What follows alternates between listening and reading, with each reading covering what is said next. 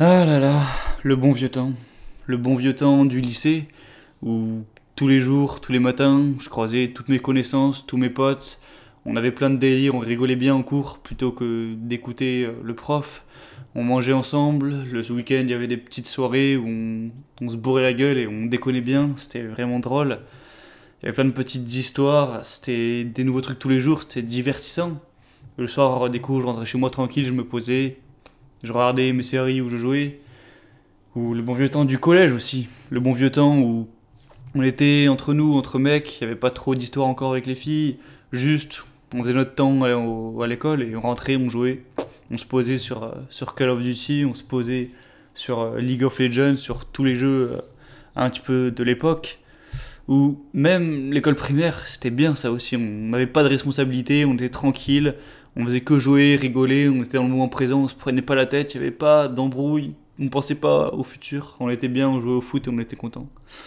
Ah là là, que de bons vieux souvenirs. Entre tous les souvenirs passés avec des amis, ou sur des jeux, ou sur tout un tas de choses.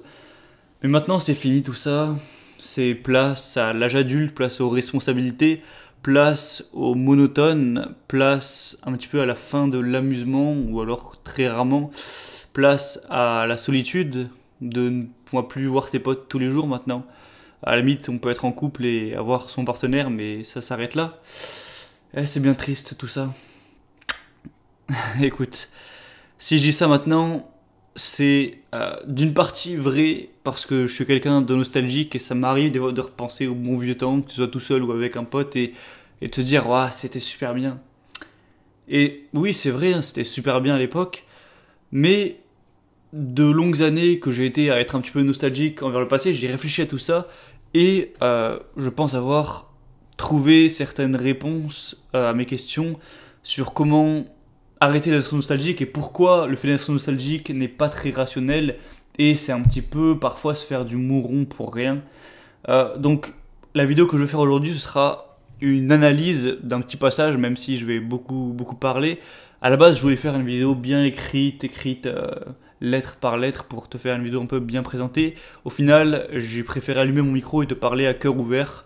La vidéo sera peut-être un petit peu plus longue, un petit peu moins bien organisée, mais ce sera peut-être plus sincère et pour le sujet de la vidéo, je pense que c'était pas une mauvaise idée. Donc tu sais quoi, je vais te laisser le passage. C'est un passage donc du film American Pie. C'est le personnage de Stifler qui parle. Je pense que tu connais quand même. C'est un film très connu, en tout cas qui était connu à l'époque. C'est un film que tout le monde trouve un petit peu con-con, qui est marrant à regarder quand t'es ado, mais qui est un peu bébête et un peu pourri. Franchement, ça va peut-être te choquer, mais moi c'est un de mes films préférés. Pas le 4, mais la saga en général des American Pie. J'ai tellement de bons souvenirs associés à ces films que franchement ça me fait... Bon aujourd'hui je les regarde moins mais ça me faisait super plaisir à l'époque que je les regardais. Tu sais l'époque où t'es toujours puceau, que tu regardes les trucs un petit peu entre guillemets de découverte du sexe et ça te fait bien rire entre amis, t'en parles. Enfin bref, c'est la bonne époque, je trouve que c'est des films qui sont très bien réalisés, qui sont très drôles et même si ça commence un petit peu à vieillir, ça me fait toujours plaisir de les regarder de temps en temps. Donc je vais arrêter un petit peu de balbater, je te passe tout de suite l'extrait que je veux analyser aujourd'hui, qui va porter sur la nostalgie. Je te retrouve juste après. Peut-être que sur certains aspects, oui, t'es un peu un gland, mais t'es un gland vachement drôle. Hein? Et puis, t'es notre gland à nous. Ah, ça c'est sûr. C'est même carrément grâce à toi si au lycée, tous les jours c'était énorme. Ouais, on était morts de rire à cette époque. Et puis il y a eu les examens et tout le monde s'est tiré pour choper un boulot, se foutre la bague au doigt, faire des gosses et toutes ces conneries qui me font chier. Regardez où j'en suis aujourd'hui. Je suis larbin de cette boîte. Tu sais, Stifler, on est tous loin d'avoir des vies parfaites. Donc on a l'extrait de Stifler. Donc pour remettre un petit peu dans le cadre, pour ceux qui ne connaîtraient peut-être pas spécialement les films, c'est un groupe de potes donc qui ont grandi ensemble, qui sont allés au collège, au lycée ensemble, qui ont fait plein de soirées, plein de conneries, qui ont découvert un petit peu le sexe ensemble, tout ça. Enfin, le sexe ensemble, qui ont fait leur première fois chacun de leur côté, hein, mais qui ont fait ça un petit peu avec un pack d'amitié. Enfin bref, si t'as vu le film, tu comprendras. Et donc dans le 4, ils ont la trentaine. Donc certains commencent à avoir des enfants, à se marier, ils ont un boulot sérieux. c'est plus comme quand ils étaient au lycée, dans les premiers films, où ils se marraient bien, ils avaient des délires, ils faisaient des soirées, il se passait plein de trucs de fou. Maintenant, ils ont tous une vie un petit peu calme, un petit peu posée, et un petit peu chiante aussi. Et donc, Stifler, à cœur ouvert devant ses vieux amis, il leur dit « Écoutez, je sais que voilà, je suis un peu un crétin. Et là, il y a Kevin qui lui répond « Ouais, mais bon, si t'es peut-être un crétin, mais en tout cas, c'était grâce à toi si c'était marrant tous les jours au lycée. » Et là, du coup, Stifler va dire « Bah ouais, c'est vrai, c'était marrant au lycée, sauf que maintenant, on n'est plus au lycée. On a 30 ans, on est dans un boulot de merde qui nous fait chier. Il y a eu les examens, il y a tout le monde qui s'est barré à gauche à droite faire ses études, choper un boulot, se foutre la bague au doigt, se marier, faire des gosses et toutes ces conneries qui le font chier.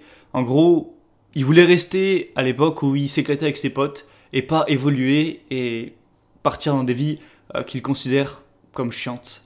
Et moi, je le comprends totalement. Alors, j'ai pas 30 ans, loin de là quand même, mais malgré ça, ça fait peut-être environ 2 ans que je suis plus au lycée, et donc que j'ai quand même pu observer le changement. C'est-à-dire que quand t'es au collège ou au lycée, en fait, t'as un cercle social que je trouve qui est très vaste. Bon, il y en a qui sont au lycée qui sont très solitaires, mais en tout cas, pour ceux qui étaient à peu près intégrés, ben, tu côtoies plein de monde, en tout cas, tu vois plein de monde, il y a toujours une ambiance en classe, il y a toujours un peu des petites histoires, des trucs marrants ou quoi, il se passe des trucs un petit peu nouveaux tous les jours. Alors que quand t'arrives dans la vie active, bon après peut-être ceux qui sont à la fac, j'en sais rien, peut-être que c'est toujours un petit peu comme ça, mais je pense moins, parce qu'il y a tellement de monde que... Enfin, quand t'arrives dans la vie active, que ce soit je pense les études ou un travail, ou que tu, comme moi, que c'est de créer ton entreprise ou quoi que ce soit, ben, tu te retrouves un petit peu seul en fait. Parce que même si sûrement que tu gardes tes meilleurs amis, que t'es peut-être en couple ou que t'as encore ta famille, tu vois beaucoup de moins de gens qu'à l'époque, et du coup, ça fait un petit peu comme un manque. Et moi en tout cas, je le ressens un peu, enfin je sens que, voilà, même si les cours, ça avait beau être chiant, j'ai critiqué ça plein de fois, mais quand même, au niveau social, au niveau des gens avec qui on se marre bien quand même. Et ça, c'est peut-être un truc qui me manque un petit peu.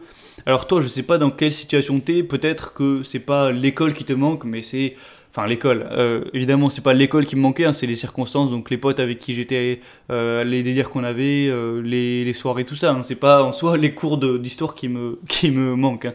Mais peut-être que toi, tu es nostalgique à propos d'une époque de ta vie, que ce soit quand t'étais étudiant, ou si t'es plus âgé d'une période de ta vie adulte, hein, ou alors une période nostalgique de quand t'étais avec cette fille, ou pour une fille quand t'étais avec ce gars. Peut-être une histoire qui n'a pas duré très longtemps, mais qui a été forte et qui t'a marqué, et que tu repenses à ça et t'es triste, parce que ça s'est fini peut-être récemment ou il y a longtemps, mais que tu y penses toujours.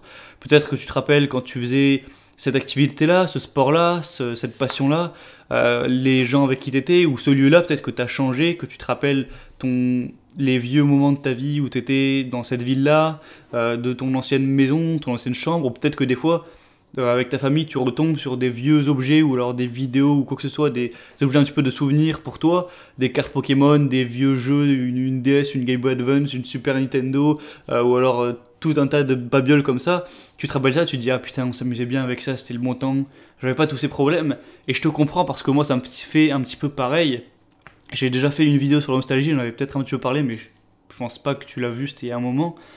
Et donc je voudrais te dire que déjà moi je suis un peu pareil, pour se dire si j'ai envie de faire cette vidéo, ça m'est pas venu comme ça, c'est parce que je me sentais peut-être un peu vaguement triste ce matin, je repensais à ça, je me disais ouais, bah je suis content maintenant de ma vie, mais c'est vrai que cet aspect-là c'était quand même cool, et de savoir que ça reviendra jamais parce que ben, quand t'as 20 ans tu vas pas retourner au lycée, hein, c'est terminé, c'est un petit peu ce bon temps, ce délire-là, un petit peu ce moment où t'es un peu con, t'es un peu jeune, mais t'es heureux quand même en général, enfin il y a des aspects où t'es heureux. Et donc, je me disais, c'est un peu bête que ce soit fini, et c'était quand même du bon temps. Donc si aujourd'hui, t'es dans la même situation, comme aussi Stifler qu'on a présenté juste avant dans le petit extrait, eh bien, je voudrais te dire que, oui, c'était peut-être bien avant, c'est sûrement que c'était comme ça, mais ce n'était pas mieux avant. C'est-à-dire que même si c'était bien avant, ce n'est pas forcément mieux que ta vie maintenant. Pourquoi ? Parce que, en fait, la mémoire... c'est un peu ce qu'on peut appeler la mémoire sélective, c'est que on se rappelle surtout des bons moments qu'on a eus. Tu te rappelles de ce fou rire, tu te rappelles de cette relation, tu te rappelles de cette petite aventure, de cette connerie que t'as fait en 4ème, mais tu vas pas te rappeler des cours super chiants d'histoire, où tu t'es emmerdé, tu vas pas te rappeler de ce jour où t'étais malade et que t'as passé la journée au pieu, tu vas pas te rappeler de ce jour où tu t'es engueulé avec tes parents et que t'as passé toute la soirée puni dans ta chambre, tu te rappelles des bons moments. Alors c'est sûr que si tu compares ça à un jour totalement banal de ta vie, au quotidien, un jour où il se passe rien de spécial, bah je vais te dire ah ouais, c'était mieux avant. Mais avant aussi, t'avais des jours banals où il se passait pas grand chose, où c'était un peu chiant. Donc, si tu compares les bons moments d'avant aux moments nuls à chier de maintenant, bah c'est sûr qu'il va tellement y avoir un contraste que tu vas avoir envie d'être nostalgique, ça va sûrement t'attrister un petit peu.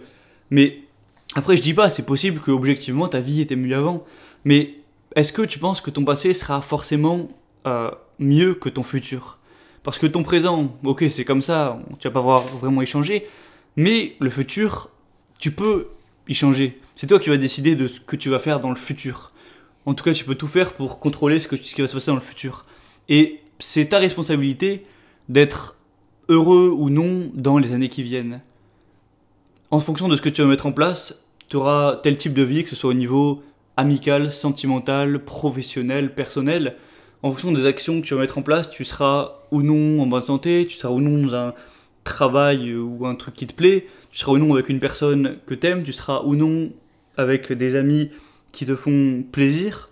Donc, ce que je voudrais te donner, c'est un petit peu un message d'espoir, mais pas pour te dire oui, t'inquiète pas, ça va aller, tout va bien se passer. Non, tout va bien se passer si toi tu agis bien et tu fais en sorte de te construire une vie riche de sens. Et une vie riche de sens, ça veut pas dire juste travailler à fond pour afin d'être riche et avoir plein de fric. Tu peux avoir plein de fric et être malheureux.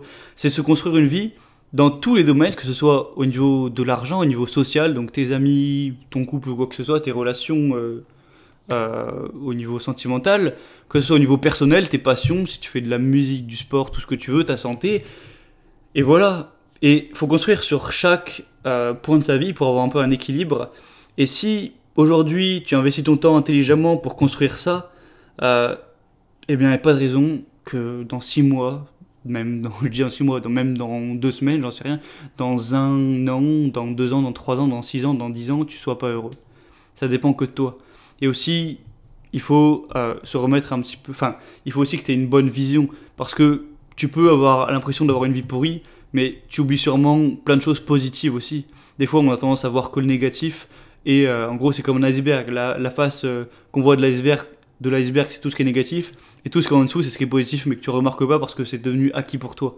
Donc n'oublie pas de te rendre compte que tu es peut-être en bonne santé, que tu as peut-être une famille qui a envie et qui t'aime, tu as peut-être ton partenaire, ton couple, tu as peut-être des amis, tu as peut-être juste un minimum syndical, mais que si tu l'avais pas, tu le regretterais beaucoup. Juste le fait d'avoir à manger, à boire, avoir de l'air, avoir des habits chauds, un logement. Donc tu as plein de choses positives. Et si tu regrettes les bons souvenirs, dis-toi que aujourd'hui, ou en tout cas dans ta vie actuelle, il y a sûrement des choses positives que tu fais qui seront les bons souvenirs de demain. Et à l'époque, quand tu étais au présent des soi-disant bons souvenirs dont tu dois penser actuellement, tu disais pas ah ouais, là actuellement je suis trop heureux, ça va être des bons souvenirs. Tu t'en rends pas compte, les souvenirs ils se créent après. Donc peut-être que cette année pour toi, ce sera des putains de bons souvenirs dans 10 ans, dans 20 ans ou même avant. Donc arrête de trop penser à ça. Il n'y a pas de mal à être vaguement nostalgique de temps en temps, mais n'oublie pas que le moment présent est le plus important. Le moment où tu dois vivre ta vie et être heureux, c'est maintenant.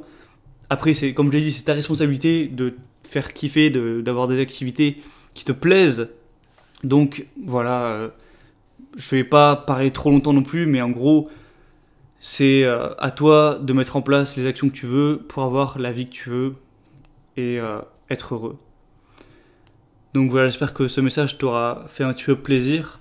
Moi-même, aujourd'hui, comme je te l'ai dit, j'ai une petite période de nostalgie, mais je suis un peu confiant envers l'avenir. Je sais que il y aura encore plein de trucs super qui vont arriver. Au final, il y a un peu des bons trucs dans chaque âge. Que t'aies 15 ans, 20 ans, 25 ans, 30 ans, 35 ans.